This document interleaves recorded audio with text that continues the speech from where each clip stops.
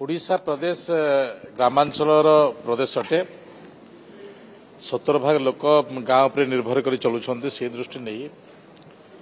पंचायत व्यवस्था को अधिक सुदृढ़ करने ये सरकार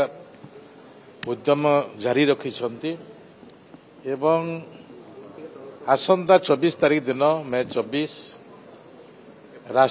एप्रिल 24 राष्ट्रीय पंचायत राज दिवस ये पंचायत राज दिवस अति आडंबर सहित लोकों समस्या को नहीं योजना प्रस्तुत होती जहारी भितरे ब्लॉक लेवल रो जिला रो गोटे राज्यर भी गोटे जिले में आमर क्लस्टर अच्छी जो क्लस्टर देखी माननीय मुख्यमंत्री रहिबे आमर अन्य मंत्री माने भी रहिबे ए प्रकार व्यवस्था है कारण जदि गणतंत्र डेमोक्रेसी को जदि सुदृढ़ करिवार बड़ व्यवस्था होछि जे लोक अवगत हेबा कथा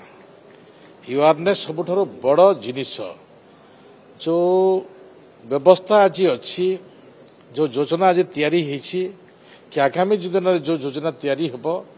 प्रत्येक व्यवस्था को जदि लोक ठीक भाव में बुझी पार अनुभव करि पारिबो निश्चित भाव में आमे आग को देश को नहीं पारिबा एवं जो लक्ष्य अच्छी यशस्वी प्रधानमंत्री नरेंद्र मोदी विकसित भारत माननीय मुख्यमंत्री 100 वर्षर पूर्ति विकसित ओडिशा एवं विकसित गाँव जो पंचायत राज व्यवस्था भितर आमे ए पंचायत राज दिवस को अति आडंबर सहित जानिबा प्रक्रिया सहित अवगत करिबार प्रक्रिया सहित प्रशासन एवं शासन ठीक भाव में गरीब ठारू आरंभ करी गाँव पंचायत व्यवस्था को सुदृढ़ करिबार योजना ए प्रस्तुत हेबो से दृष्टि नहीं मो समस्त को ए कार्यक्रम ब्लॉक लेवल जिला लेवल एवं स्टेट लेवल कार्यक्रम रे समस्त को मो अनुरोध करी जे आमे आगामी दिन में गाँ गरीब सेवा निजक उत्सर्ग करबा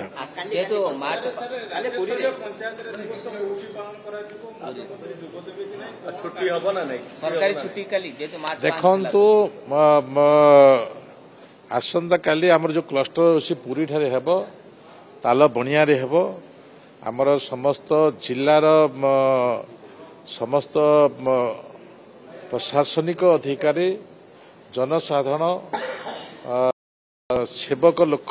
जे कि वॉलंटियर ये समस्ते उपस्थित हेबे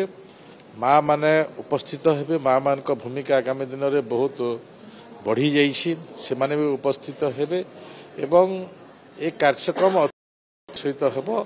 आमे ताकू ठीक ठाक भाव में पालन करबा देखो नुआ योजनार विषय आमे राशन कार्ड भी आमे दबा आमर कामर आउ टिके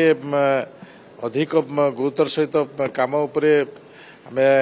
आस्था प्रकट करबा एवं जो माने प्रतिनिधि अछन्ते से प्रतिनिधि मानकर भी आमे आउ टिके सुदृढ़ करबा से दृष्टि नहीं ए पंचायत राज व्यवस्था हेबो सर आसंता काली छुट्टी तो हबो तो जेतु मार्च 5 रे छुट्टी थिला तेणु एई छुट्टीटा एबे कैबिनेट बसिछि कैबिनेट आमे मु रखिबी कैबिनेट रे कैबिनेट निष्पत्ति जहाँ हम मुझे